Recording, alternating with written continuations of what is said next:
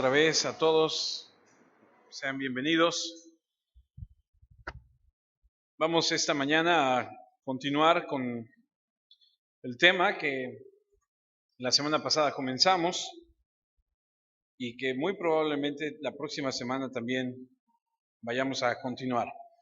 Estamos estudiando el libro de Mateo y hemos aprendido muchas cosas acerca de lo que Mateo dice con respecto al Señor Jesús. Y estamos estudiando cuando Mateo escribe acerca de la segunda venida del Señor Jesús, bueno, de algún acontecimiento dentro de lo que es la porción bíblica, y estamos en Mateo 17. Sin embargo, para poder tener un poco bases, vamos a ir a Mateo 16, 27, si me acompaña. El tema, recuerde, es cuando el Hijo del Hombre venga. Y esta es la segunda parte. Mateo 16, 27 dice la Escritura: porque el Hijo del Hombre vendrá en la gloria de su Padre con sus ángeles, y entonces pagará a cada uno conforme a sus obras. Y la semana pasada aprendimos un poco acerca de esto. El Señor Jesús, cuando regrese en gloria, en la gloria de su Padre, dará a cada uno de nosotros el pago conforme a nuestras obras. Y discutimos de lo que dice la Escritura, por ejemplo en Efesios, que la salvación no es por obras, y aprendimos que la Escritura misma nos dice en varias porciones que la salvación la da el Señor y es un don que el Señor da. Sin embargo, la Biblia enseña que el Señor dará a cada uno conforme a sus obras. Y vemos que Mateo escribe, y esa es la primera promesa abierta de la segunda venida de nuestro Señor Jesucristo que se registra aquí en Mateo. Y lo que nuestro Señor está diciéndole a sus discípulos es que Él ha hablado con ellos acerca de negarse a sí mismo, de tomar la cruz. Les ha dicho que debe Él ir a Jerusalén, sufrir, morir, y les está diciendo: ustedes se han dado cuenta que la gente ha sido hacia nosotros hostiles, nos han rechazado, hay persecución, y lo hemos visto en lo que dicen los fariseos, los escribas, aquellos que nos atacan. Y el mensaje es un mensaje, como lo hemos discutido, que el Señor Jesús le dice a sus discípulos, de sufrimiento, un mensaje de muerte. Él dice: yo tengo que ir a Jerusalén y tengo que morir. Y los discípulos, al escuchar toma tu cruz y sígueme, entienden que también ellos tienen que pasar por esta situación. Sin embargo, si terminaran ahí las palabras del Señor Jesús, pues estaríamos desamparados. Pero el Señor Jesús les enseña que esto no siempre va a ser así, que habrá un momento de gloria, habrá un momento en el que el Hijo del Hombre venga en gloria completa, dice, del Padre con sus ángeles, pagará a cada quien de acuerdo a sus obras, y habrá un momento cuando Jesús venga en la segunda venida de nuestro Señor Jesucristo.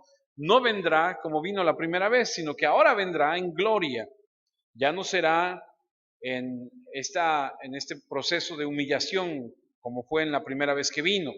Y el mensaje es importante para ellos porque Jesús les está diciendo en versículos previos: ustedes se tienen que negar a sí mismos, tienen que tomar la cruz, tienen que tener una obediencia leal, pasar por todo este proceso. Recuerden que lo vimos, lo discutimos en su momento: no hay gloria si no hay sufrimiento, no hay corona si no hay una cruz.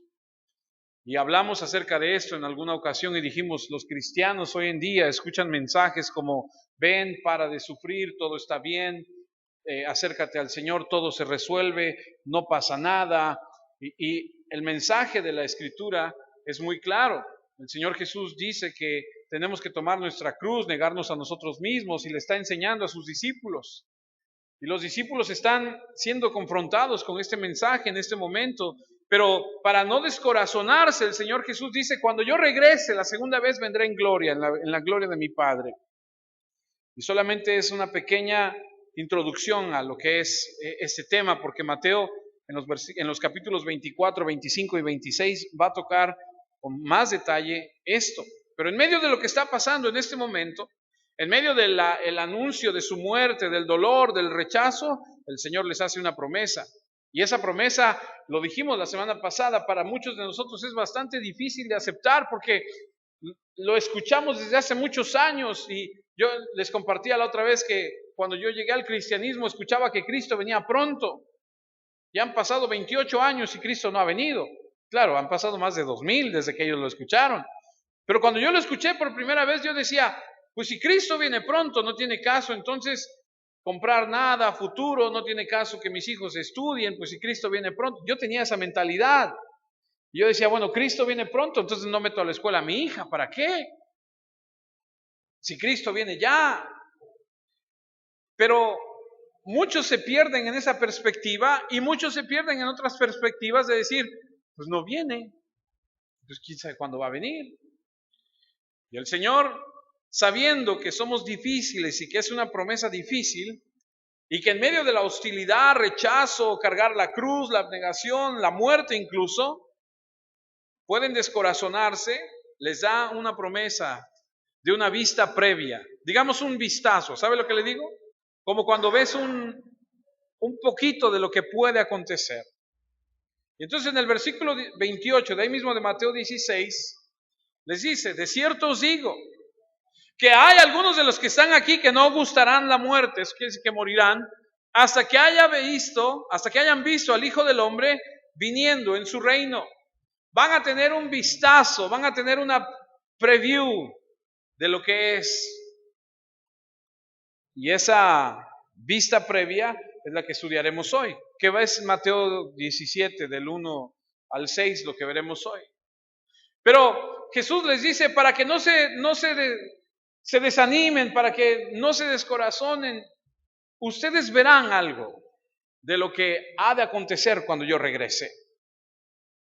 Y les enseña el momento tan especial de la transfiguración, una imagen majestuosa de su esplendor, y lo discutimos la semana pasada un poquito, cuando Él empieza a alumbrarse de adentro hacia afuera, y es como si quitáramos un poco la carne y se pudiera ver el resplandor de nuestro Señor Jesús, de su majestad. Ahora, para que podamos entender un poquito esto, déjeme llevarle a otra escritura, porque lo que Pedro, Juan y su hermano Santiago van a ver en la transfiguración es para el cumplimiento de lo que Jesús dijo, algunos no morirán hasta que vean. Pero en el capítulo 2 del libro de Hechos, acompáñame allá, el capítulo 2 del libro de Hechos, del versículo 1 en adelante, la escritura es muy conocida, nos narra el momento del Pentecostés.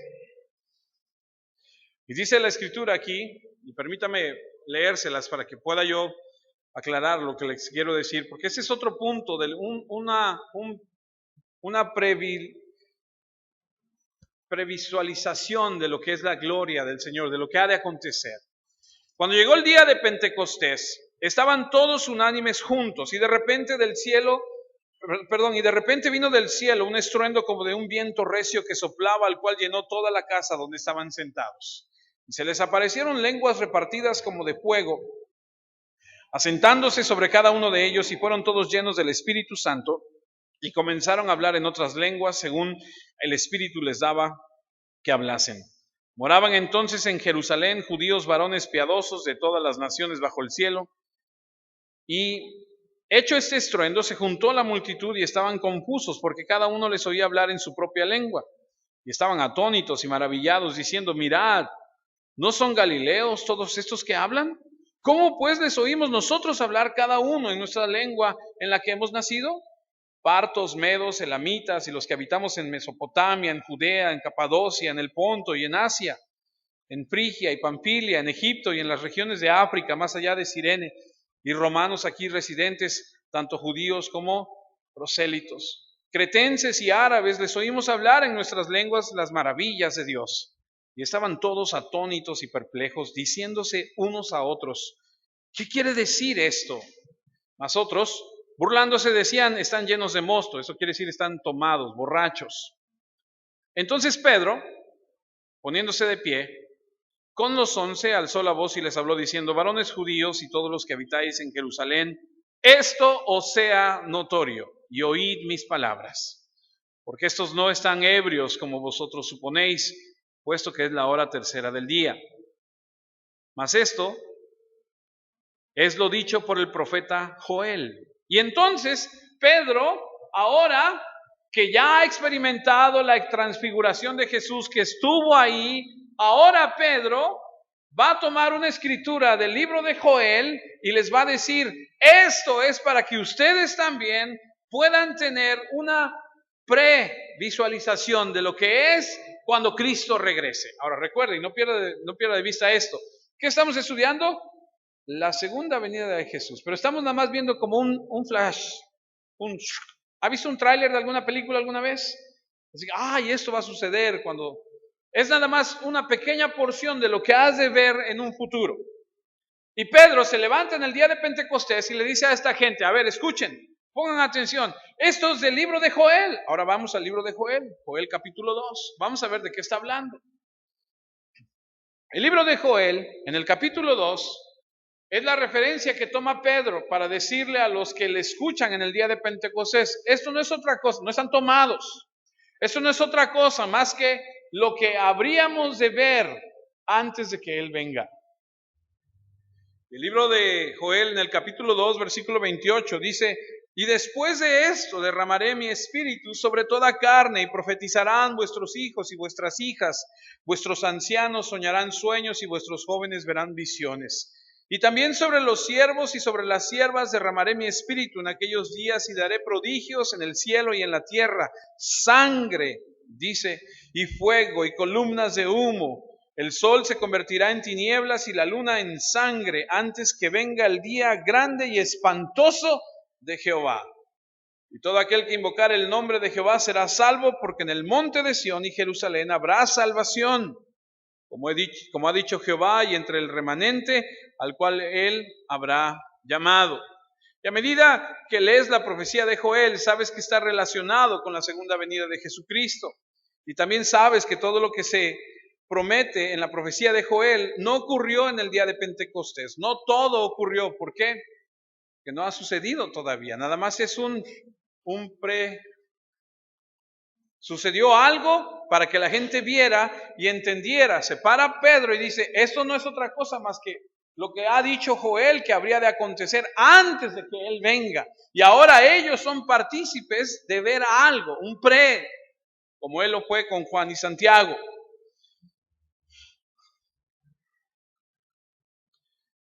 Pero lo que sucedió en el día de Pentecostés, según el versículo 16, es lo que fue dicho. En otras palabras, aquí está una vista previa, una muestra, un elemento de la gloria final, de los acontecimientos finales. Yo no sé si usted sepa, pero los tiempos finales comenzaron cuando Cristo fue crucificado. Mucha gente dice, es que el tiempo final es ahora. No, el tiempo final comenzó cuando Jesús fue a la cruz. Y de ahí para acá es que son los tiempos finales. Y lo que está diciendo es eso. Ustedes pueden ver hoy en Pentecostés lo que vendrá en su plenitud cuando Jesús regrese. Pedro no está diciendo, todo esto no se cumple hoy. Es una visión de una gloria final. Ahora, lo que vemos en Hechos 2, todo lo que hizo Jesús, todas las señales, maravillas, milagros, todo lo realizado por los apóstoles, toda la enseñanza maravillosa de ellos, todo el efecto que ha tenido en el mundo, es una muestra de la gloriosa segunda venida de Cristo. Y se trata de un tiempo maravillosamente importante, porque trae un equilibrio en el momento en que lo necesitaban. Si usted recuerda, si usted estudia la Biblia, se dará cuenta que la iglesia empieza a ser perseguida poco tiempo después del Pentecostés. Y antes de ser perseguida y antes de ser oprimida, ellos ven esto que está sucediendo y dicen, wow, esto es algo maravilloso. Y es para animarles, para que digan, no se les olvide. Y viene un tiempo difícil después para ellos y son esparcidos por todos lados.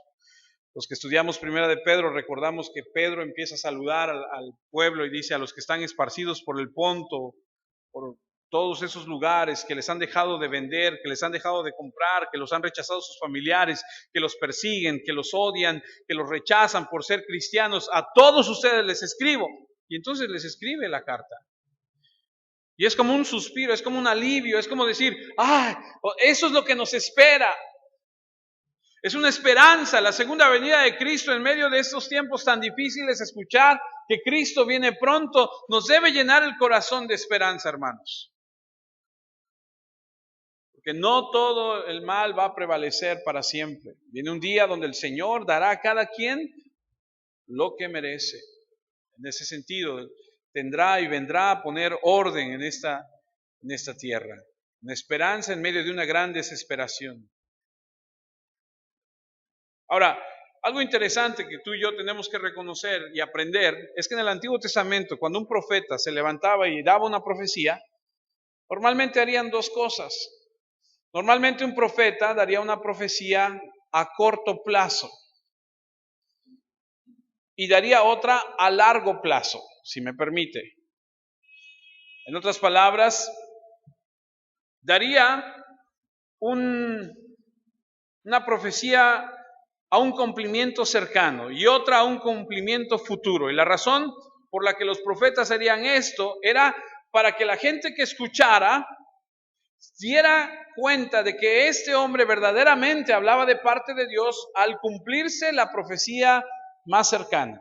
Y al cumplirse la profecía más cercana, entonces el corazón de la gente que escuchaba se fortalecía y decía, verdaderamente este es un profeta de Dios. También está por el otro lado aquellos que profetizaban y cuando no se cumplían, ¿qué decían? Este no es de Dios, este hay que apedrearlo y matarlo por andar diciendo que es profeta de Dios cuando no se cumple lo que dice. Pero entonces había una profecía un poco más lejana. El propósito era que si tú puedes ver y creer lo que está sucediendo a un corto plazo, llena tu corazón de certeza de saber que si esto se cumplió, también se ha de cumplir aquella a más largo plazo, un futuro. Así que le podrías creer también en un futuro. Y yo creo que en un sentido real, Jesús hace lo mismo. Se acredita a sí mismo como un verdadero profeta, digno de confianza, diciendo, voy a regresar en un futuro. Y para demostrarlo, no morirán sin que vean mi majestad. Y entonces le damos vuelta a la página y entramos al tema. Mateo 17:1. 6 días después de la promesa de que no morirán sin que vean su gloria, Jesús toma a Pedro, a Jacobo y a Juan su hermano y los llevó aparte a un monte alto. Recuerdan que la semana pasada dijimos que Lucas dice que pasaron 8 días, pero dice como 8 días después. Entonces, solo con el fin de aclararlo, Lucas dice como 8 días y Mateo es un poco más preciso y dice que pasaron 6 días. Es solamente una percepción. Mateo usa la cronología judía más exacta y dice después de 6 días. Jesús tomó a Pedro, a Jacobo y a Juan su hermano y los llevó aparte a un monte alto. Y estos 3 hombres, parece ser en el estudio de la Escritura, que son los más íntimos, son los hombres que están más cercanos a Él. Y podría haber algunas razones y creo que la primera razón por la cual Él toma a estos 3 hombres es para que sean testigos. La Biblia marca que se necesitan testigos. ¿Alguna vez has estado en alguna situación donde es su palabra contra la palabra de otra persona?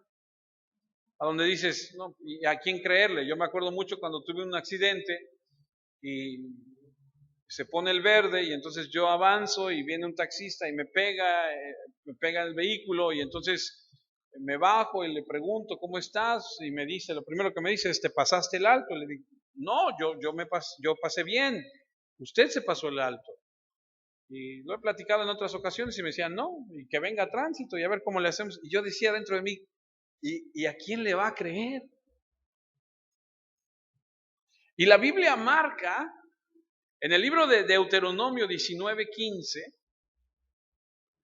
desde aquel entonces, que debe haber testigos. Y entonces creemos que cuando Jesús dice, a ver, Pedro, Juan y Jacobo, vengan conmigo, es para que haya testigos de lo que ha de suceder en ese momento. Dice Deuteronomio 19:15, no se tomará en cuenta a un solo testigo contra ninguno en cualquier delito ni en cualquier pecado en relación con cualquier ofensa cometida. Solo por el testimonio de ¿cuántos? 2 o 3 testigos se mantendrá la acusación. Entonces, no es nada más de que, pues es que a mí se me ocurre, yo digo, no. Y entonces creemos que, como fue establecido desde un principio, el Señor lleva a estas personas y van a fungir como testigos.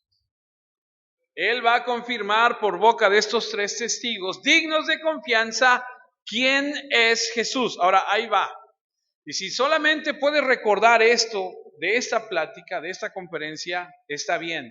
Si alguna vez tú has tenido dudas de quién es este Cristo de la Biblia, este es el momento de aclararlo. Cuando Jesús le permite a Pedro, a Juan y a Jacobo, su hermano, ver quién es Él en la transfiguración, Él muestra realmente que es el Hijo de Dios. ¿Alguna vez le han preguntado tal vez, ¿y tú cómo sabes que Jesús es el Hijo de Dios? ¿Y tú cómo sabes que Jesús es Dios? El Señor toma a estos hombres, se los lleva y les va a permitir ver lo que Él es. Otra persona por ahí escribe y dice, la razón por la que se lleva a Pedro, Juan y a Jacobo es porque son las personas más cercanas a Él. Y sí, si tú estudias y lees, por ejemplo, Marcos 5:37, hay una ocasión en la Escritura donde el Señor Jesús, ahí en Marcos 5:37, dice que no permitió que le siguiese nadie, sino, otra vez, Pedro, Jacobo y Juan, hermano de Jacobo. Y parece ser que estos 3 hombres son los más allegados a Jesús. Y entonces los toma como testigos, son los más allegados. Ellos estuvieron allá en Marcos 14 cuando él estaba en el huerto del Edén, aquella noche donde él oraba y parece que sus gotas de sudor eran como gotas de sangre y estaba en agonía, ¿se acuerdan? ¿Lo ha leído? Ellos estaban ahí con él. Así que no debe sorprendernos que sean estos 3 hombres, parece lo más adecuado. Si ellos han estado en los momentos de dolor, en los momentos más difíciles, ellos han sido íntimos en esa pena, en esa situación, pues lo más, en nuestra manera terrenal de pensar, sería lo más lógico que ellos compartieran este momento tan especial donde Él descubre realmente quién es.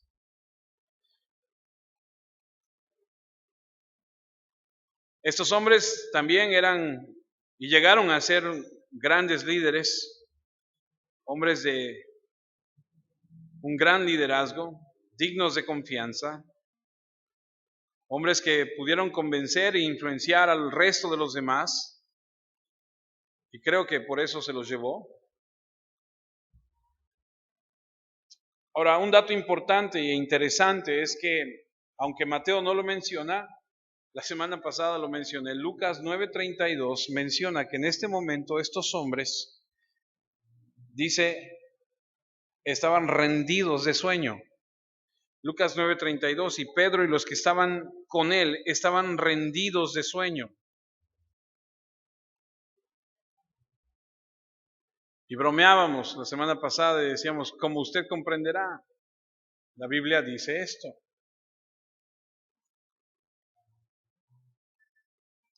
Mas permaneciendo despiertos, vieron la gloria de Jesús y los 2 varones que estaban con él.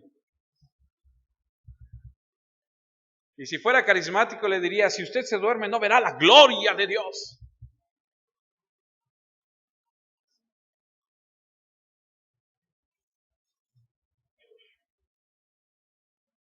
Estaba escuchando el radio el otro día de un predicador que decía, Jairo se fue a buscar a Jesús porque su hija estaba en agonía y se estaba muriendo. Y Jairo era un religioso y fue a buscar a Jesús, y cuando llegó con Jesús fueron a verle y le dijeron, ya no molestes al maestro, tu hija ha muerto. Y decía el predicador en el radio, si Jesús hubiese estado en la casa, la niña no hubiese muerto. Asegúrate que Jesús esté en tu casa. Yo decía, no es cierto. Yo digo, la niña muere de todos modos, Jesús estando en la casa o no. Porque decía, asegúrate que tú tengas a Jesús en tu casa. Entonces yo digo, bueno, si yo tengo a Jesús en mi casa, ¿quiere decir que no va a morir nadie? No. Es el mensaje que nos venden.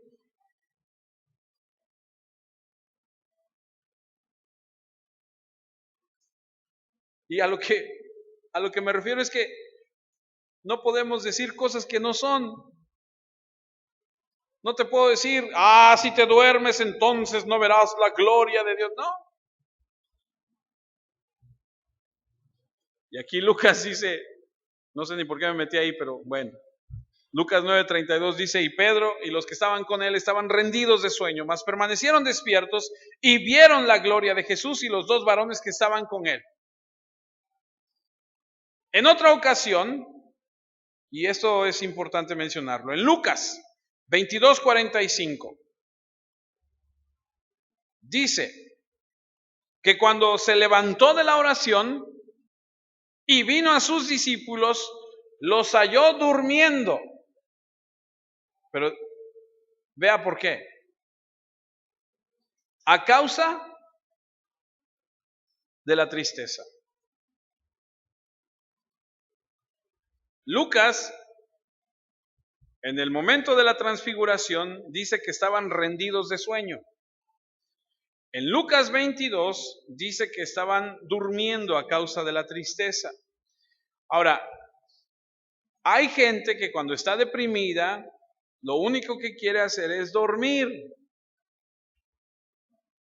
Muchas personas hacen eso, quieren dormir siempre. El sueño es una forma de escapar. Algunos toman pastillas para dormir, para alejarse de la realidad, de las cosas. Tal vez. En Lucas dormían porque era la única forma de lidiar con el dolor. Tal vez estaban tan deprimidos por la muerte, por lo que venía, por lo que se estaba anunciando, por la desesperación, pero tal vez estaban solamente cansados. Lo que me llama la atención es que ellos se deprimieron y se durmieron, pero Jesús en lugar de deprimirse oró. Y estas tres personas están batallando con el sueño y Mateo 17:2 dice que en ese momento se transfiguró delante de ellos y resplandeció su rostro como el sol y sus vestidos se hicieron blancos como la luz. Y he aquí les aparecieron Moisés y Elías hablando con él. Entonces Pedro dijo a Jesús, Señor, bueno es para nosotros que estemos aquí. Ahí ya había despertado. Si quieres, hagamos aquí 3 enramadas, una para ti, otra para Moisés y otra para Elías. Mientras aún él hablaba, una nube de luz los cubrió y aquí una voz desde la nube que decía, este es mi Hijo amado en quien tengo complacencia, a él oíd. Al oír esto, los discípulos se postraron sobre sus rostros y tuvieron gran temor. Y aquí podemos ver quién es Jesús. Y eso es lo que te quiero predicar esta mañana. Llévate esto en tu corazón. Jesús es el Hijo de Dios, Rey de Gloria. Y el primer elemento que vemos aquí es este testimonio, la transfiguración, la transformación, la metamorfosis, si tú quieres, de Jesús. Dice el versículo 2, y se transfiguró delante de ellos y resplandeció su rostro como el sol y sus vestidos se hicieron blancos como la luz. No sabemos más, no sabemos de qué forma, lo único que sabemos es algo sobrenatural, algo deslumbrante, brillante. Así fue la transformación del Hijo. Estos, amados, es el mayor testimonio de Jesucristo. Si realmente quieres saber quién es Jesús, aquí está la gloria irradiando desde adentro hacia afuera. Y cada vez que las Escrituras manifiestan su esencia, porque usted y yo sabemos que Jesús, bueno, en este caso Jesús está encarnado, pero cada vez que las Escrituras en el Antiguo Testamento hablan de la presencia del Señor y lo manifiestan como luz. ¿Ha escuchado hablar usted de esta palabra me cuesta, la Shekinah o Shekinah o cómo es? ¿Alguien sabe? Para los que no sabemos o no sabíamos, esta palabra describe un resplandor de luz. ¿Usted recuerda cuando en el Génesis Adán y Eva caminaban por el huerto? Dice que el Señor se paseaba por ahí por el huerto y cuando pecaron andaba por ahí y les dice, ¿dónde estás? Los teólogos dicen que eso que se paseaba era una luz, es el Shekinah. Cuando construyen el tabernáculo en el desierto y eso que bajaba, esa presencia era el Shekinah de Dios, un resplandor, una nube. ¿Se acuerdan cuando andaban en el desierto y había una columna de fuego que los protegía en la noche?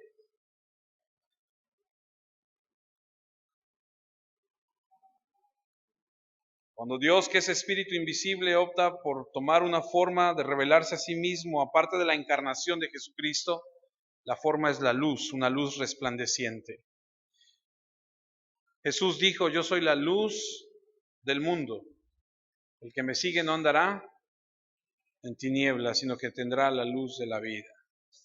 Hay una parte en la Escritura en Apocalipsis, déjeme leérsela, yo se la leo. Apocalipsis 22:5 dice que no habrá allí más noche y no tienen necesidad de luz, de lámpara, ni de luz de sol, porque Dios el Señor los iluminará y reinará por los siglos de los siglos. Él con su luz, Él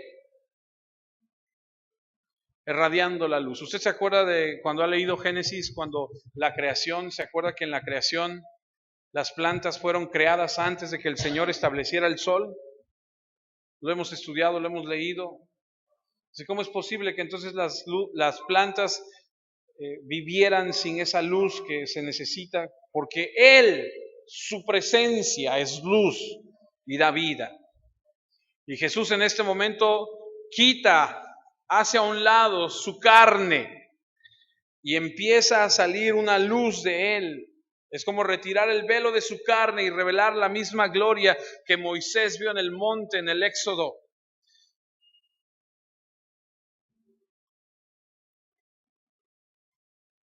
Creo que ahí está la palabra para aquellos que quieran investigar. Shekinah, la esencia de Dios. Y es por eso que Pedro cuando escribe las cartas, en la segunda carta de Pedro, en el capítulo 1, versículo 16, escribe, porque no os hemos dado a conocer el poder y la venida de nuestro Señor Jesucristo, siguiendo fábulas artificiosas, sino que habiendo visto con nuestros propios ojos su majestad. Ese día Pedro vio cómo Jesús hace a un lado su carne y empieza a brillar la majestad de Dios. Juan escribe, y vimos su gloria como del unigénito del Padre, lleno de gracia y verdad. Se transformó delante de ellos. Debió haber sido algo impresionante. Imagínate, les dejó ver lo poquito que se verá cuando Él regrese. Y por supuesto que cuando Él regrese, dice Mateo 24:31, y enviará a sus ángeles con gran voz de trompeta y juntarán a sus escogidos de los cuatro vientos desde un extremo del cielo hasta el otro.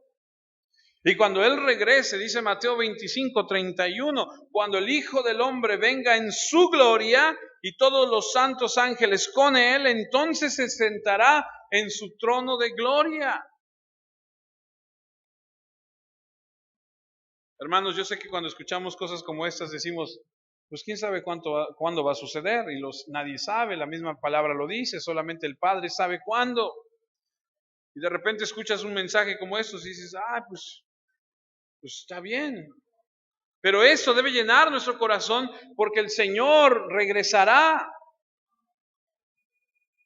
Apocalipsis 1:16 dice que tenía en su diestra 7 estrellas. De su boca salía una espada aguda de 2 filos y su rostro era como el sol cuando resplandece en su fuerza. Cuando el Señor regrese, veremos la majestad de ese Señor. Aquí en la Biblia lo vemos Y leemos que Él recorrió Galilea, sanó a los enfermos, que lloró, que se cansó, que sufrió, que fue humillado. Pero cuando Él regrese, cuando todo ojo le vea, dice la Escritura que toda rodilla se doblará y toda boca confesará que Él es el Señor. Pero aquí Jesús, en este momento, en su forma humana, que está todavía encubierto, que no le pueden ver como Él es, en un cuerpo que es como un velo, como una pared, que no nos permite ver todo el resplandor que Él es. En este momento hace a un lado todo eso y les permite ver ese Dios que Él es sinónimo de gloria, reveló la esencia de su naturaleza. Eso, obviamente, aunado a que el versículo 3 de Mateo 17 dice, y he aquí le aparecieron Moisés y Elías hablando con él, y decíamos la semana pasada, ¿y cómo saben que era Moisés y Elías? ¿Acaso traían aquí una etiqueta, traían un gafet que decía, yo soy Moisés y yo me llamo Elías? No lo sabemos. Pero ¿sabe qué es más importante de saber cómo es que lo reconocieron? Más bien, lo más importante es preguntar por qué están ahí. No sabemos cómo es que Mateo escribe, y seguro es por revelación divina. ¿Usted se acuerda de las Biblias católicas? A lo mejor algunos de nosotros todavía tenemos por ahí alguna Biblia católica grande, de esas que se ponen ahí que traen ¿cómo se dice? Pinturas, imágenes. Yo he visto algunos libros que dicen, así era Pablo, y tú lo ves en la Biblia y dices, ay, aquí está Pablo, y lo ves y dices, oh, pero ¿y Moisés? ¿Cómo reconoces a Moisés? ¿Cómo reconoces a Elías? No sabemos, pero lo más importante no es saber cómo fue que los reconocieron, más bien es por qué están ahí. Bueno, si tú estudias la Escritura, te darás cuenta que Moisés es el sinónimo en el Antiguo Testamento de la ley. Muchas veces en la Escritura se refiere a la ley de Moisés. Ya hablamos un poquito acerca de esto la semana pasada. Moisés, criado en la corte de un rey, en el faraón, rey de Egipto, exiliado en los campos, en los rebaños allá de Medián, para aprender humildad y convertirse en un siervo de Dios, escogido por Dios para hacer frente a los egipcios y conducir al pueblo de Israel por el desierto del Sinaí, llevar al pueblo a la tierra prometida, un gran líder, coordinar 2 millones de personas, imagínate eso, en el desierto, en una caminata que duró nada más y nada menos que 40 años, un gran hombre de Dios. Moisés fungió como rey en el momento en el que no había rey sobre Israel. Él era la autoridad. Fungió como profeta en el momento que no había profeta. Hablaba por Dios como sacerdote cuando no había sacerdotes aún. Moisés recibe los 10 mandamientos y es el instrumento a través del cual Dios dio la ley que expresa su voluntad y revela su carácter. Moisés, este gran hombre de Dios, este hombre que a la mente de los judíos es grande. Moisés representa la ley y luego Elías que representa a los profetas. Elías con un celo. ¿Quién luchó contra la idolatría del pueblo? Elías. Si Moisés dio la ley, Elías vigilaba la ley. El mayor guardián de la ley de Dios, el hombre con un celo impresionante, un coraje. ¿A cuántos profetas, sacerdotes falsos de Baal mató en un día? ¿400? ¿450 creo? Tenía el corazón para servir a Dios, caminó con Dios, un hombre tan impresionante que Dios dijo, te vas conmigo, y mandó un carruaje, lo levantó y se lo llevó, y dice la Escritura que no ha muerto y que un día regresará. Este hombre, este Elías, representando a los profetas, un hombre celoso, Uno recibe la ley y otro la guarda,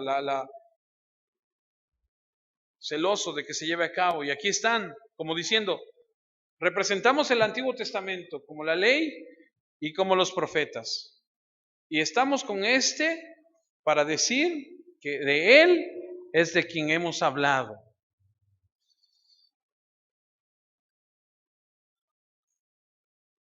Porque ellos hablaron de Jesús. Lucas 24-27 nos habla de la parte donde el camino de Maús, Jesús dice, y comenzando desde Moisés y siguiendo por todos los profetas, les declaraba en todas las escrituras lo que de Él decían. El Antiguo Testamento lo único que hace es decir, va a venir aquel es Jesús. Y aquí tenemos a los que representan a la ley y a los profetas. Es la verificación del Antiguo Testamento.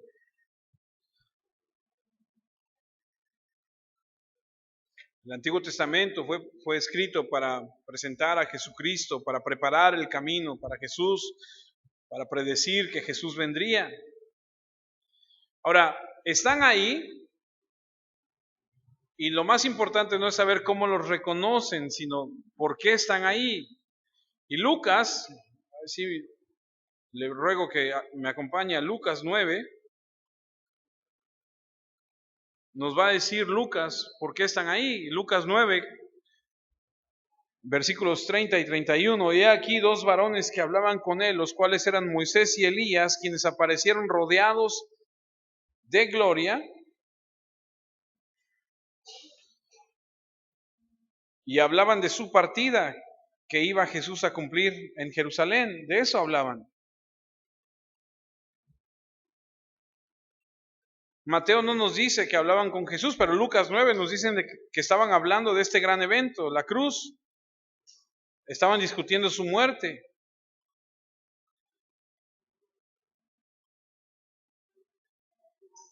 Y escuchan, no solamente ven la transfiguración, escuchan lo que está. Y estos hombres son confirmados de que Él es el Mesías y que tiene que sufrir, que tiene que morir.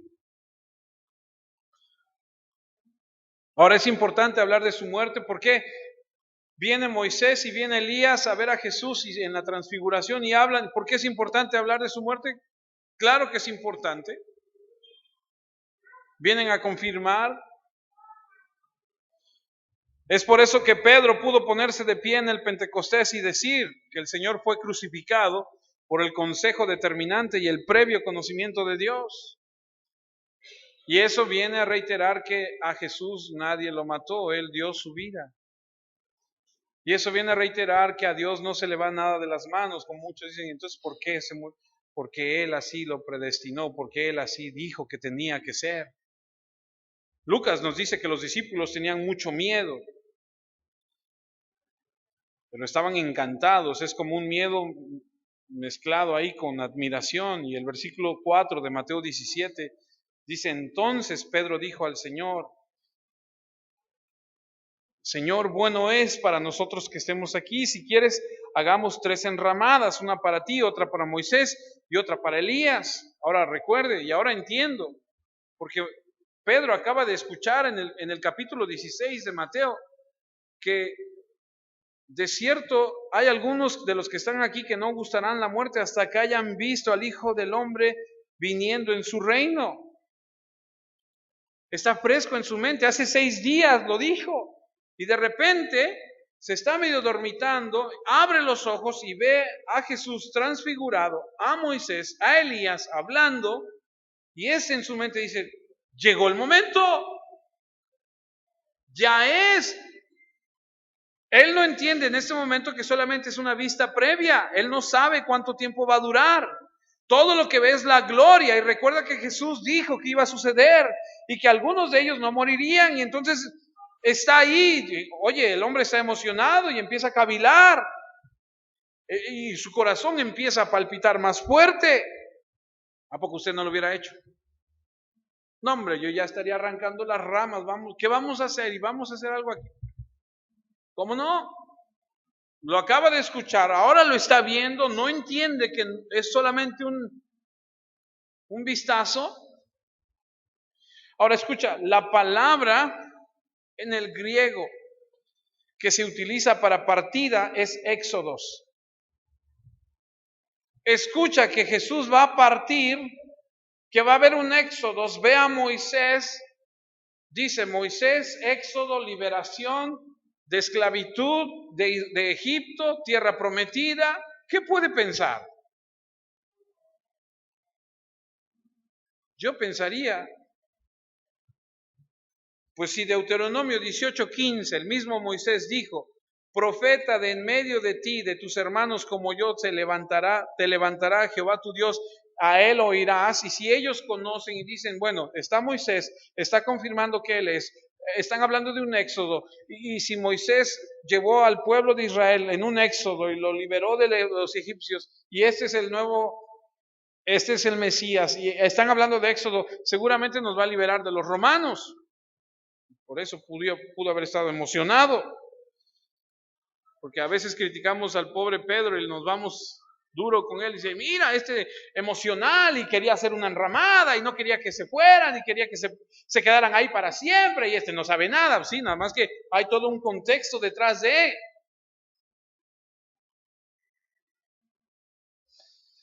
Imagínate, ve a Moisés del Éxodo, escucha del Éxodo, ve a Elías, que es de acuerdo a la Escritura, es el precursor del Mesías para establecer el reino.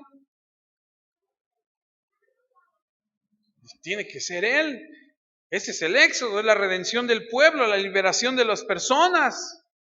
Moisés, Elías están aquí, es la época del año donde es la fiesta de los tabernáculos, está cerca la fiesta, hay que hacer enramadas y Pedro está emocionado. Y en el versículo 5 viene como una cubetada de agua fría para Pedro. Algunos han dicho que Pedro era tan emocional que el mismo Padre tenía que callarlo.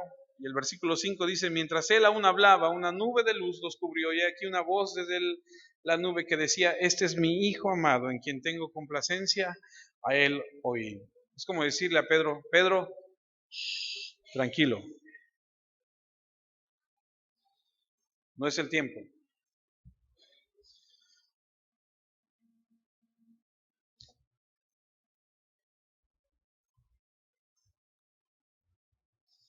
Lucas 9:33. ¿Sí tengo Lucas 9 ahí? Y sucedió que apartándose ellos de él, Pedro dijo a Jesús, Maestro, bueno es para nosotros que estemos aquí y hagamos 3 enramadas, una para ti, una para Moisés y una para Elías. Y dice, no sabiendo lo que decía. Estaba emocionado. Cuando Pedro dijo esto, Moisés y Elías se estaban alejando. Ellos vinieron de manera temporal, pero Pedro no sabía lo que decía. Quiero terminar. El versículo 6 dice, al oír esto los discípulos se postraron sobre sus rostros y tuvieron gran temor. ¿Usted recuerda que Dios Padre ha confirmado a su Hijo con una voz desde el cielo antes en su bautizo? Cuando viene una paloma, en esta ocasión escuchan la voz del Señor y sienten un gran temor. Al oír esto, los discípulos se postraron sobre sus rostros, tuvieron gran temor. Dios está ahí, además del testimonio, escucha, además del testimonio de los 2 hombres del Antiguo Testamento para decir que este es el Hijo del Señor, de Dios, se escucha una voz que dice, es mi Hijo amado. Y si alguna vez has tenido alguna pregunta sobre quién es Jesús, espero que no, pero si alguna vez, aquí está la respuesta. Se deja ver su gloria, vienen estos 2 a confirmar quién es y se escucha una voz del cielo diciendo, este es mi Hijo amado. Aquellos que amamos al Señor entendemos. El Señor se transfigura, se deja ver su gloria, vienen estos 2 confirman, se escucha la voz del cielo, y entonces dice que Pedro, Juan y Santiago, que están encantados de estar en su presencia, que es lo mejor que les ha pasado, pero también están temerosos. Y termino con esto. Lo mejor que nos pudo haber pasado a ti y a mí es que el Señor se haya presentado en nuestra vida y se haya convertido en el Señor de nuestras vidas. ¿Cierto? Lo mejor que ha pasado a nuestra vida. El que Él revele a nuestra vida quién es Él. Y estamos encantados. Pero más importante de eso, hermanos, es no solamente estar encantados de estar en su presencia, sino también tener un temor reverente hacia Él. Porque cuando estos hombres escuchan la voz del cielo, se postran sobre sus rostros y están temerosos. Y creo que la vida cristiana debe ser precisamente eso, el entender su misericordia, su gracia, su amor, pero también entender su santidad de nuestro Padre y vivir con ese temor constante, reverente hacia Él. Porque muchos cristianos o mucha gente que se dice cristiana se goza en el Señor y se alegra en el Señor, pero no teme al Señor. ¿Cuánta gente no entiende que Él es Dios santo? Y nosotros, los que amamos al Señor, abrazamos su misericordia y su gracia, pero también debemos entender que Él es un Dios santo, un Dios de juicio, y debemos caminar en obediencia, en la excelencia de su presencia, y que cuando caminemos en desobediencia experimentaremos la corrección de Él. Creo que eso es importante de entender. ¿Ok? Vamos a detenernos ahí. Espero que pueda grabar esto en su corazón y oro al Señor que así sea. Que nuestro Padre nos enseñe y nos revele de su palabra. ¿Ok? Vamos a detenernos ahí, vamos a orar. Padre, quiero darte gracias por este momento, agradecerte porque nos permites estudiar tu palabra. Te pido que lo que hayamos aprendido el día de hoy lo podamos atesorar en nuestra vida para siempre. Entender que tu Hijo Jesucristo se revela a estos tres hombres, nos permite darnos cuenta que Él es Dios y en su momento se lo permite ver a estos tres hombres como una previsualización de lo que habrá de venir. Ellos son testigos, ellos son fieles líderes que comparten este conocimiento a los demás y hoy entendemos más tu escritura y te doy gracias por ello. Te pido que nos ayudes a crecer y a madurar en tu palabra con la revelación de ella, que mis hermanos puedan entender tu palabra, te pido, Señor, y que sean confortados en sus corazones para vivir una vida llena de esperanza, Señor, de obediencia hacia ti.